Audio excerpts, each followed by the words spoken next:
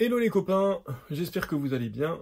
Bienvenue dans ce nouvel épisode qui va être logiquement court, hein, pas plus d'1 heure logiquement parce que je suis un peu en mode garde d'enfant alors avec mon épouse qui gère, mais du coup voilà, vous risquez d'entendre des petits bruits de temps en temps, et donc du coup pour éviter que ce soit vite le carnage et le bazar, on va essayer de faire ça rapidement.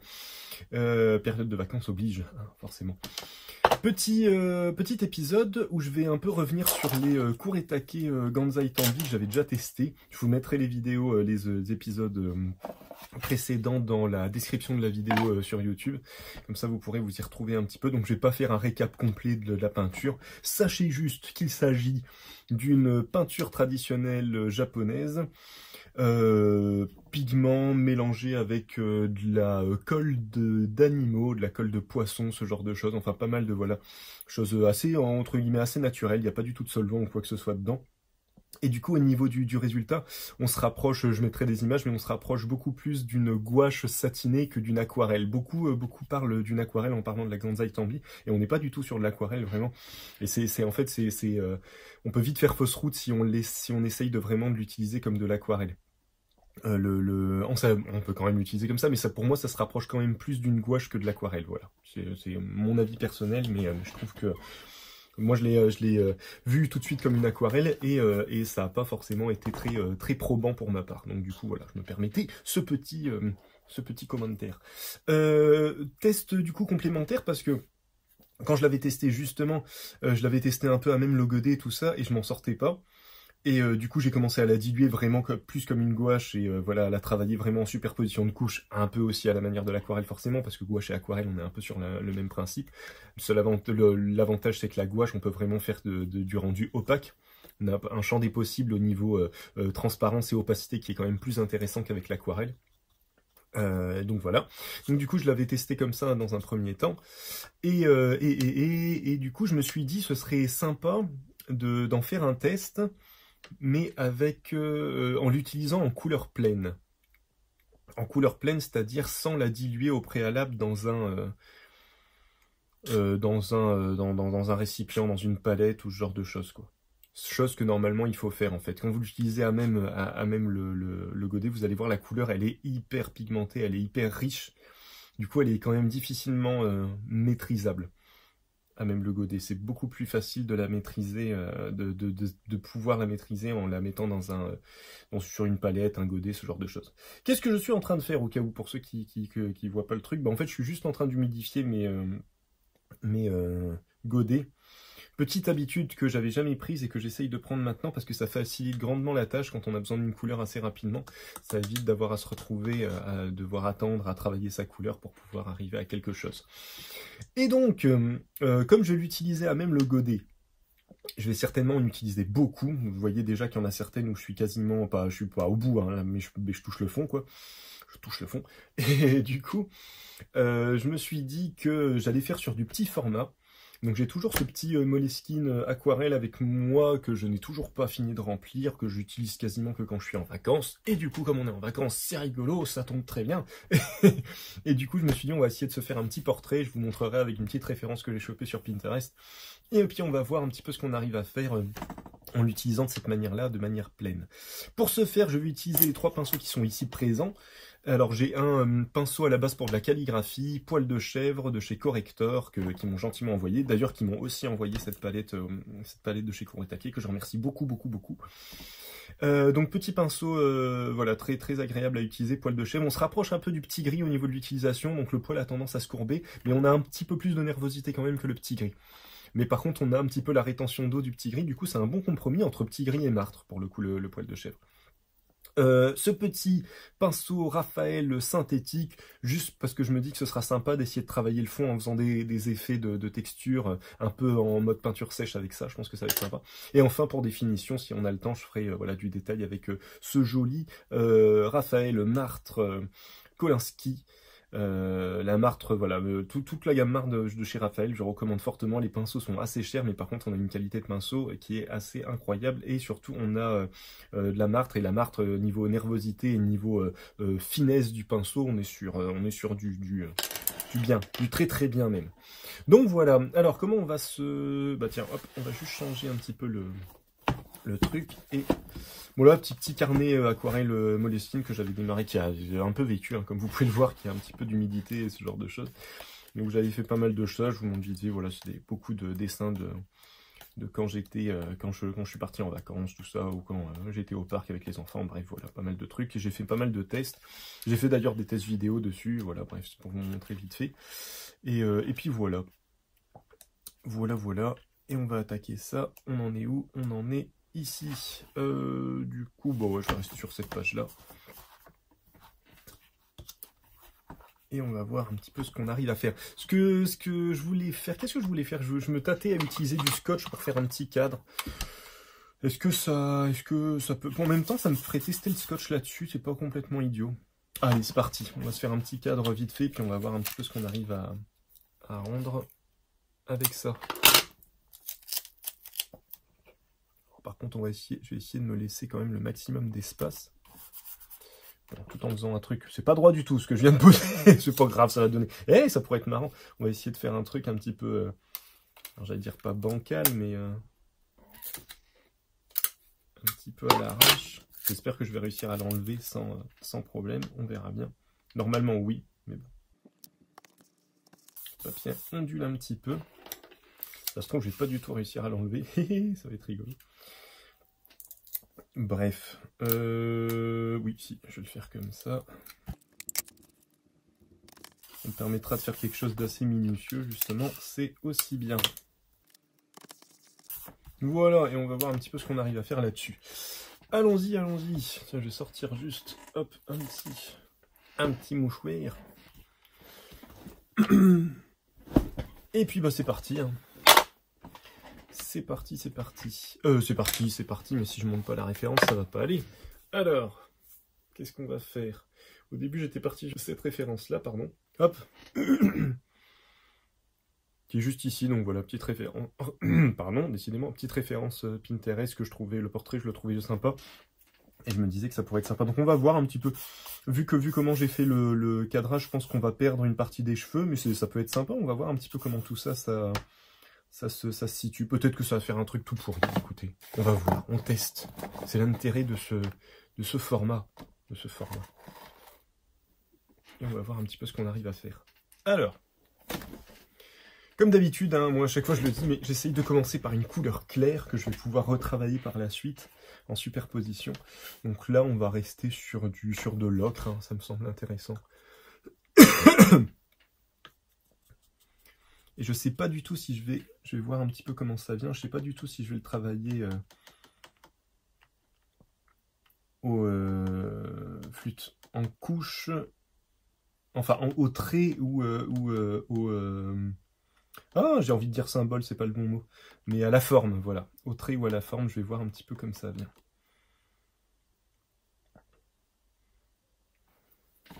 Bon, là pour l'instant on a quelque chose d'assez dilué, mais je pense que vers la fin on aura quelque chose de beaucoup plus chargé en couleur et ce sera potentiellement plus intéressant. C'est parti. Alors,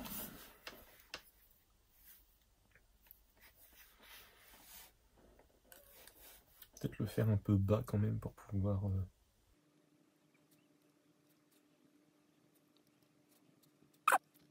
J'avais fait pas mal de tests avec la Kuretake et elle était vraiment super intéressante à utiliser. Comme elle a un rendu un peu satiné, un peu brillant quoi en fait, et ben on a tout de suite une profondeur des teintes. On a des couleurs vachement pigmentées. On n'est pas sur de la teinte flash non plus, quoi. On reste sur des couleurs assez naturelles au niveau du rendu, mais fort pigmentées, et du coup c'est super intéressant à utiliser. Là où avec par exemple avec l'aquarelle, on a très vite un rendu un peu terne, parce qu'on joue vraiment sur la transparence. De plus en plus maintenant, ils font des aquarelles qui sont un petit peu, j'allais dire fantasy, c'est pas forcément le bon mot, mais qui sont... plus chargé, mais du coup ça contraste un peu fort avec le côté naturel un petit peu de l'aquarelle, le côté couleur naturelle de l'aquarelle qu'on a la plupart du temps, avec de l'aquarelle traditionnelle. Le côté traditionnel de l'aquarelle, voilà, c'était le mot que je cherchais, que je me galère. Mais du coup, ouais, c'est un bon compromis. Et par contre, je pense que les... Après, le seul problème de la Kuretake, c'est qu'elle est assez chère quand même, je trouve. Enfin, en tout cas, quand on l'achète en France. Après, si vous l'achetez sur Amazon via le site directement de Kuretake, j'ai remarqué qu'elle était un peu plus intéressante niveau prix. Mais en France, elle est assez chère. Donc c'est un peu le souci à utiliser avec parcimonie. Après, ils en ont fait une autre gamme qu'il faudra que j'essaye de choper pour tester aussi.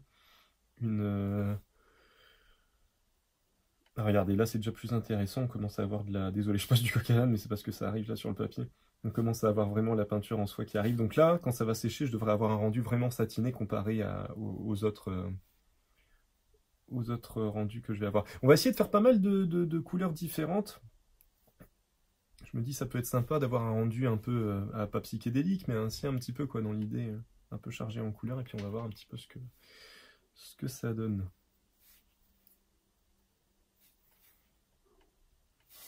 Peut-être juste pour les cheveux, je vais changer de couleur.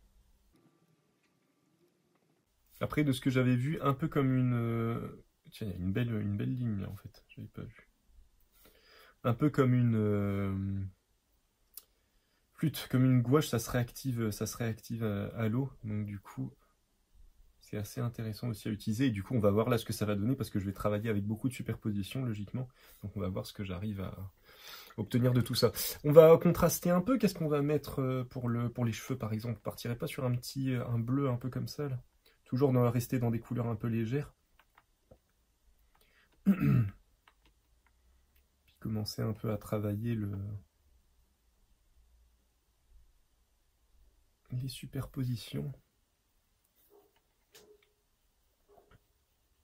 Alors comment qu'ils font ces cheveux à ce bel éphèbe?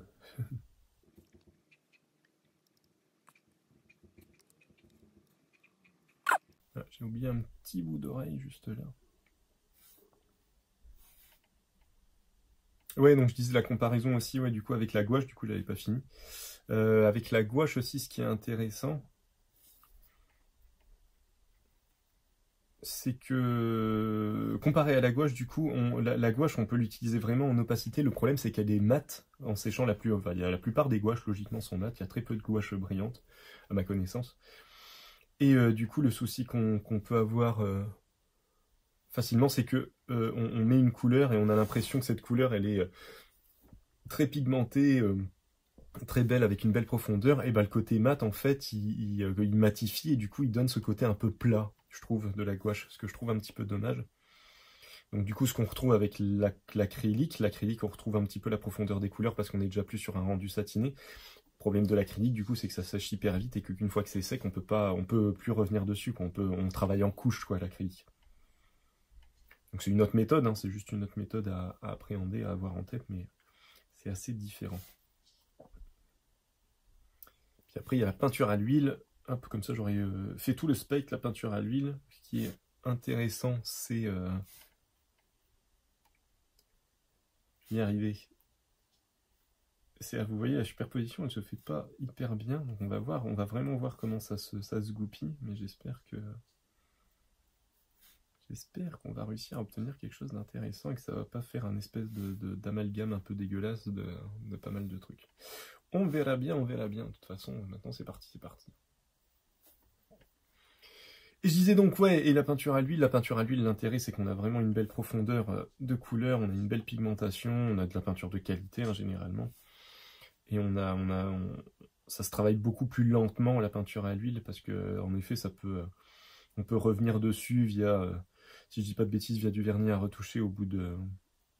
Ou le vernis à retoucher, c'est justement pour vernir préalablement. Enfin bref, il y a moyen, il faudrait que je revoie parce que ça fait longtemps que j'en ai pas fait, mais il y a moyen de réactiver les canaux de la peinture au bout de 3, 4, 6 mois et de la retravailler. En sachant que moi des fois, je laissais toute la nuit et puis je retravaillais dessus le lendemain et il n'y avait pas de souci, quoi. Donc c'est super intéressant pour ça, la peinture à l'huile. Mais du coup, ça met une plombe à sécher. Donc on ne peut pas tout avoir non plus. Il faudra que je fasse un test. Je voudrais faire un petit test acrylique et peinture à l'huile, juste comme ça, j'aurai un petit peu de tout dans ce domaine-là, et je pense que ça pourrait être sympa. On va faire une autre petite couleur pour le bas de... Je vais y arriver, le bas de la référence, et puis voilà. Désolé, je me galère un petit peu encore une fois. Je sors d'une petite période de Covid, là ça va mieux, mais j'ai eu quelques jours un petit peu compliqués. Là ça va. Ça va beaucoup mieux. On partirait pas sur du... Ah, je voudrais rester quand même sur de la teinte un peu légère. J'allais dire on partirait pas sur du violet, ça serait sympa, mais peut-être après. Déjà on va faire du vert, tiens. Je pense que du vert un petit peu comme ça, un petit peu émeraude, là, ça peut être sympa. Ça peut être sympathique. Je vais quand même remettre un peu d'eau. Parce que là, pour faire quand même un petit peu de surface, ça risque d'être compliqué. Si je travaille que au sec. Là, on va le petit coup de pinceau au plat, on va se le faire là, sur tout ce côté ici. Ça va être intéressant. Et peut-être au-dessus, avec une autre teinte. On va voir un petit peu ce qu'on arrive à obtenir. Il va aller vite, hein, ce test, au final. Hein, parce que là, je pense que je suis pas loin de... Pas très très loin de la fin. Parce qu'après, même au niveau du détail, je vais détailler les yeux, mais je vais pas non plus y passer des heures. Donc, comme ça, on verra un petit peu ce que ça donne. On va le voir surtout au niveau du séchage. Hein. Logiquement, on va avoir un rendu beaucoup plus pigmenté que ce que j'ai fait jusque-là avec la Kuretake.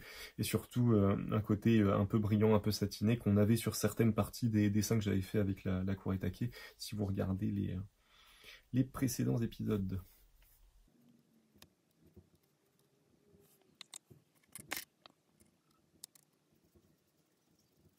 Et même en la travaillant comme ça, on s'en rend compte, on a un côté beaucoup plus gélatineux.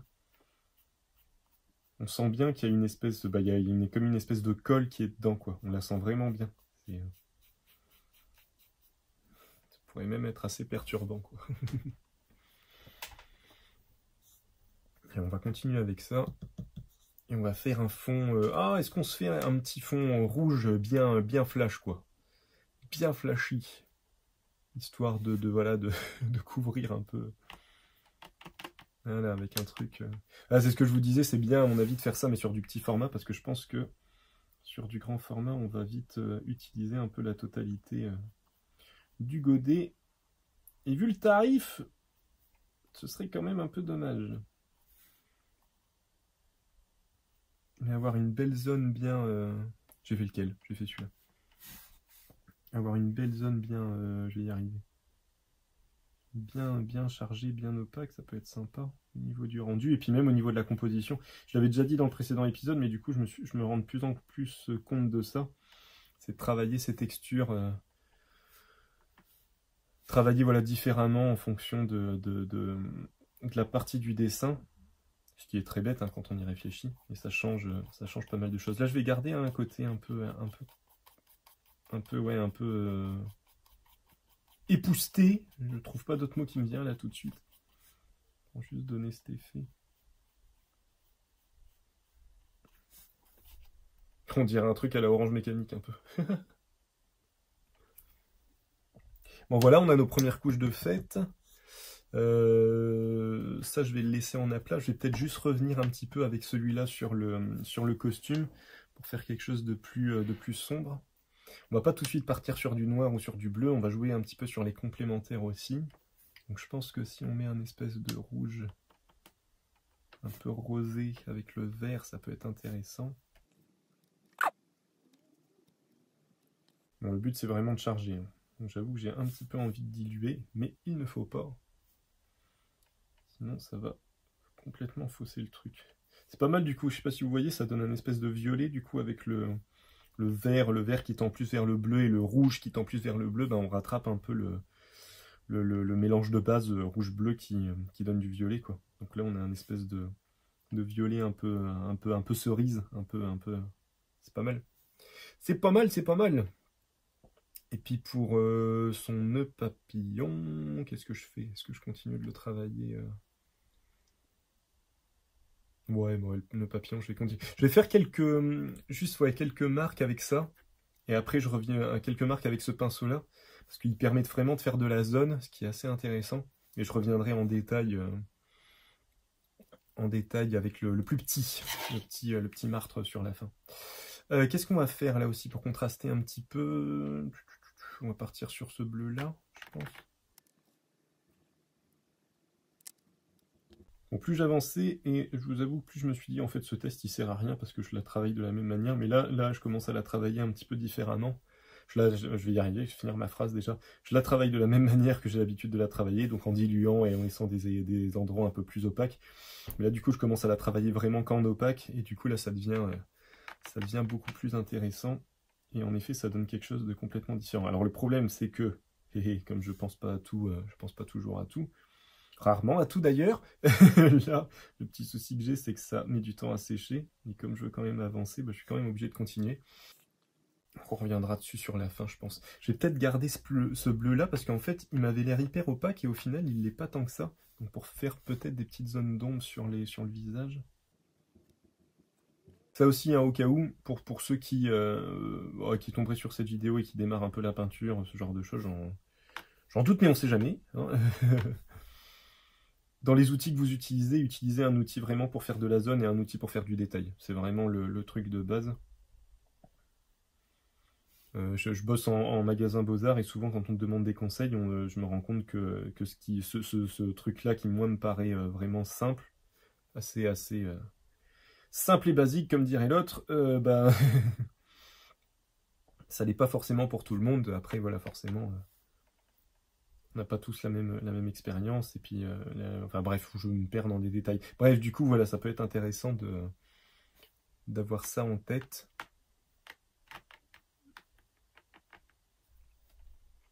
Et vraiment d'avoir juste ça, d'avoir quand vous savez pas quoi prendre en termes de pinceau, en termes d'outils, juste se rappeler ça, quoi. Un outil pour faire de la zone, un autre pour faire du détail, et en fait on est bon. Ce que j'adore avec ce type de pinceau, bah voilà, c'est qu'on peut travailler un petit peu. Ça fait limite un travail de peinture à l'huile là. Hein. C'est excellent, parce que on a démarré sur quelque chose de très dilué, et là on commence à le travailler vraiment comme une peinture, quoi, comme une peinture. Donc ça va être super intéressant. Je vais peut-être essayer juste de redégrader certaines zones pour avoir vraiment un bon contraste entre l'aspect hyper saturé, hyper chargé de ce que je suis en train de faire là, et un truc beaucoup plus léger dans ces zones-là. Je vais voir un peu si j'y arrive. Je vais m'arrêter là pour cette zone-là.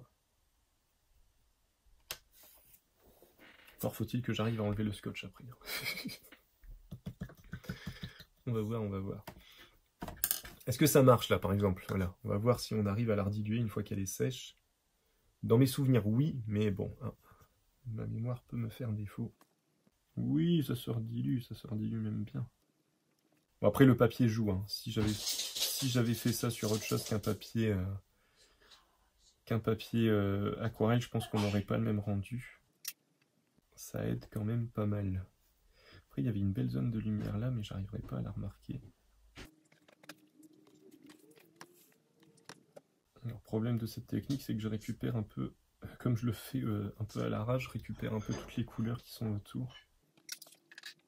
Mais c'est pas mal de pouvoir revenir tout doucement en détail comme ça dessus. On retrouve un peu ce qu'on a avec la peinture à l'huile, hein, ce que je disais justement juste avant. Ça permet quand même pas mal de choses. Je vais refaire des petites zones au-dessus là, avec le pinceau plat. Qu'est-ce qu'on va faire au-dessus? Est-ce qu'on ferait pas un petit coup de violet, tiens, au-dessus? Dans les cheveux.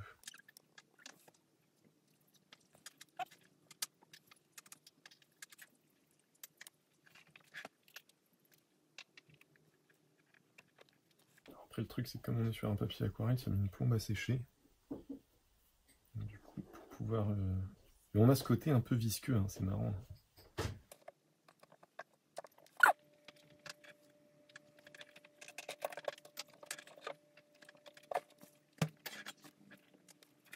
Bon voilà, pour là on est bien. Et je vais retravailler maintenant avec la... Ah, je vais juste mettre un petit coup sur les lèvres. Avec quoi pour continuer à contraster un peu. Qu'est-ce qu'on peut mettre? Je vais peut-être remettre un coup de bleu sur les yeux déjà. Non léger. J'avais oublié de refaire un petit peu. Hop. Les sourcils. Ah, je vais peut-être faire la... Ah non, je vais pas faire les lèvres en rose. On va utiliser un autre rouge pour les lèvres, tiens. clair, un petit peu... Ah ouais, un genre de orange, ou non celui-là, on va prendre celui-là. Voilà, on va s'arrêter là pour les grosses touches. Maintenant, on va juste venir leur travailler plus finement. Et puis voilà. Et puis voilà, alors le mieux ce serait quand même que j'attende que ça sèche, mais là, j'ai pas trop le temps. Après voilà, c'est sûr qu'une fois que c'est sec, je vais pouvoir repasser dessus sans souci. Du coup là, ça peut être intéressant de voir comment ça se passe si on repasse dessus alors que c'est encore humide. Donc on va y aller. Puis tiens, j'essaierai de faire des petits reflets blancs sur la fin aussi. Ça pourrait être intéressant. On va revenir avec quoi sur son visage? Non, je pourrais peut-être finir le bleu.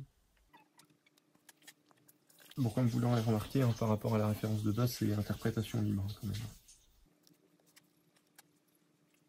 Après, ça fait un rendu intéressant. Mais en fait, ouais, on a vraiment un rendu. Dès qu'elle sèche un peu trop, on le sent tout de suite, elle a un côté collant. Qu'on ne retrouve pas du tout avec l'aquarelle ou avec la gouache. Et je pense que ça doit venir tout simplement de la colle de poisson qui est utilisée. Je pense que c'est ça qui doit jouer.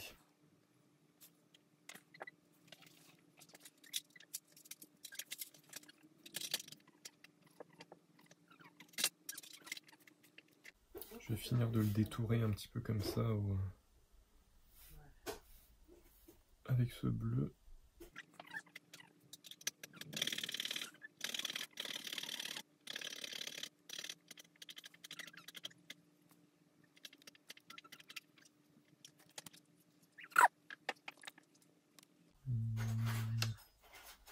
Est-ce que je reviens un petit peu au rouge dessus?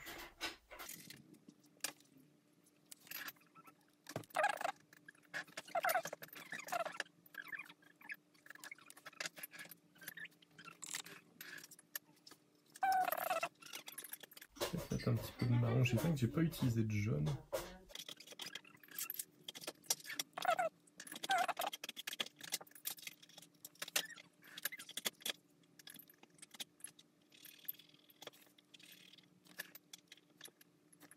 J'avais déjà expliqué, mais le fait de détourer un petit peu les ombres comme ça permet en fait d'assumer un petit peu tout le côté hasardeux de la peinture, quoi. Ça fait, je sais pas comment expliquer, mais j'ai l'impression que ça donne à l'œil l'idée que c'est voulu. Que c'est voulu et que c'est pas juste un accident. Alors que c'est un accident. Du coup, ça donne tout de suite voilà, ça définit un petit peu la zone volontairement. Bon bah voilà, on va revenir un petit peu dans les cheveux avec peut-être du noir cette fois, enfin pas du noir mais une espèce de bleu très très foncé. Et puis après on va faire des petites retouches au blanc et puis on sera bon.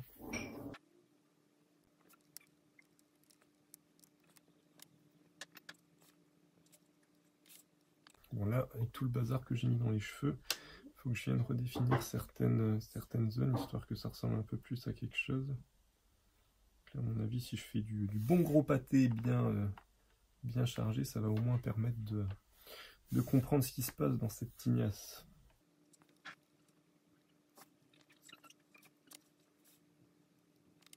Tiens, je vais peut-être essayer de faire des reflets au jaune pour la fin, comme ça on aura vraiment utilisé à peu près tout le panel.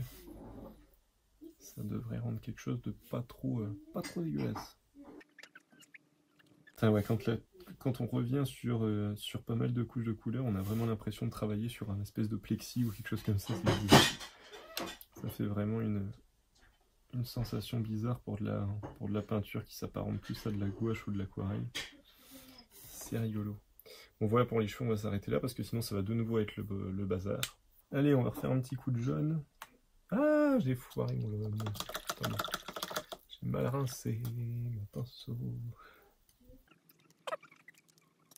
C'est le problème des jaunes et toutes les teintes claires, c'est que dès qu'on met une goutte, d'ailleurs là on le voit, il est un peu vert le jaune, dès qu'on met une goutte d'une autre teinte dedans, ça prend tout de suite le pas. Mais bon là ça devrait aller, il va falloir que je le rince à chaque fois par contre. Comme la plupart des jaunes, il n'est pas très opaque. Mais ça fait le job quand même. On l'aura bien chargé niveau couleur celui-là quand même. On peut pas dire qu'il manque de... Hein.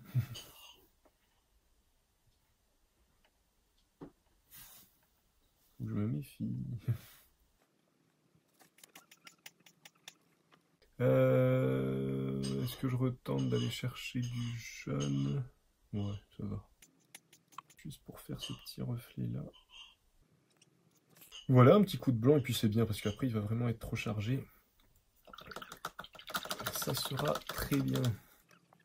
Alors, ce que j'adore faire moi, forcément au blanc, c'est ce que j'appelle plus communément les petits points dans les yeux. Avec un beau blanc bien chargé, bien opaque là, bien travaillé. On récupère une petite pointe du pinceau. C'est pas gagné là. Voilà. Ça donne tout de suite plus de profondeur au regard. Et un petit coup sur les lèvres, c'est pas mal aussi.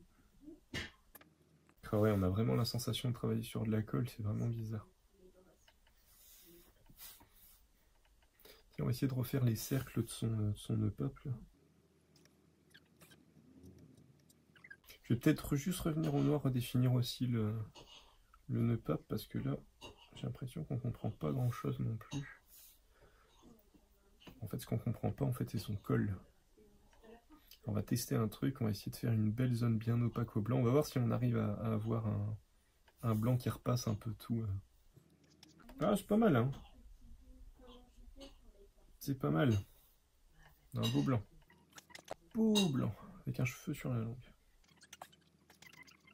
Là, c'est un peu plus tendu. Mais ce qui est sympa, c'est que comme la peinture se réactive en dessous, on va obtenir un truc un peu plus homogène et comme ça, on perd un petit peu ce qu'il y avait en dessous.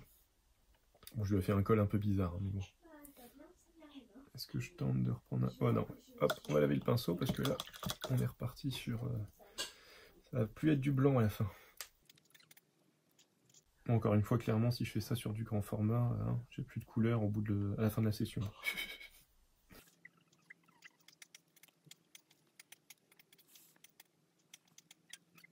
Bon voilà, un petit coup de noir pour redéfinir ça et puis on est bon.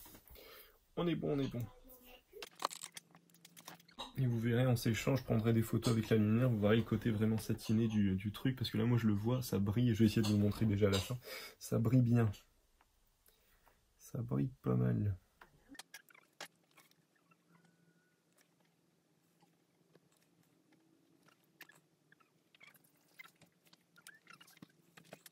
Voilà.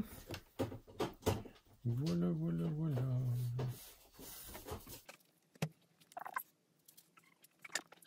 Allez, on s'arrête là, c'est bien. C'est bien, c'est très bien. Hop, comme ça, on va essayer d'enlever le scotch pour voir un petit peu s'il arrache pas trop le papier. Attention, surprise. Oh, il a l'air d'arracher le papier, dis donc.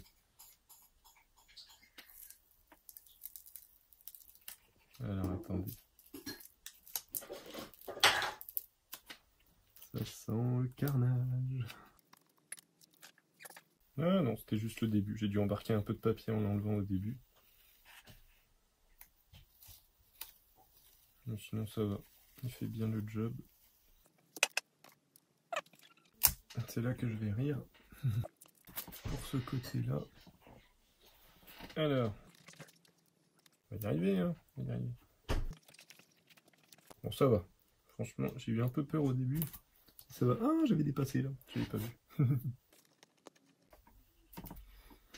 Bon, voilà. Voilà un peu les copains. Regardez, je vais vous montrer du coup le... Alors, je sais pas si on va le voir. Ouais, voilà. Normalement, là, on voit bien. Là, il est quasiment... Alors, il est pas sec au niveau du blanc. Mais je crois que les... Alors, attendez, si je dis pas de bêtises. Je pense que le... Ouais, le jaune est sec. Tous les cheveux, là, le haut est sec. Et vous voyez bien le côté hyper collant. Alors, attendez, hop, voilà. Là, ça se voit bien. Et ben voilà, du coup, petit test fort intéressant. de voir un petit peu comment quand on l'utilise vraiment en peinture un peu pleine, ce qu'on peut avoir comme rendu. Alors déjà, les superpositions se font bien, on n'est pas sur un truc où tout finit par s'amalguer et tout finit par s'amalgamer. 1, 2, 3, tout finit par s'amalgamer. On est sur un truc où quand même, il y a des teintes, forcément, plus on met d'eau, plus on va avoir des zones qui vont se mélanger. Mais bon, plus on le travaille à sec, plus les couches se superposent, même le jaune et encore plus avec le blanc. Et on a quand même un rendu qui est très... les couleurs se distinguent bien, donc ça veut dire qu'on peut jouer sur les deux tableaux et ça c'est super intéressant quand même. Je sais pas si dans mes souvenirs, avec l'aquarelle de base, elle a tendance quand même à se diffuser à chaque fois. Et quand on veut l'utiliser en plein de manière opaque, bah, le problème c'est que l'aquarelle c'est pas opaque en fait. Donc du coup il faut vraiment repasser plusieurs couches. Là l'avantage de l'aquarelle taquée quand même, c'est qu'on a vraiment ce champ des possibles, quoi. Passer directement d'une transparence complète style aquarelle à quelque chose de beaucoup plus opaque, style gouache, début d'acrylique, quoi. Parce que l'acrylique est quand même beaucoup plus opaque que ça. Mais du coup on a des belles couleurs, bien chatoyantes, très intéressantes. Voilà, voilà, petit test fait. J'espère que ça vous a plu. Merci beaucoup d'avoir regardé cette vidéo jusqu'au bout. C'était fort sympathique. Si vous avez des questions, des commentaires, tout ça, faut vraiment pas hésiter ou me contacter sur Instagram, YouTube. Je répondrai avec plaisir à toutes ces questions. Et je vous dis à la prochaine pour un futur épisode. Portez-vous bien.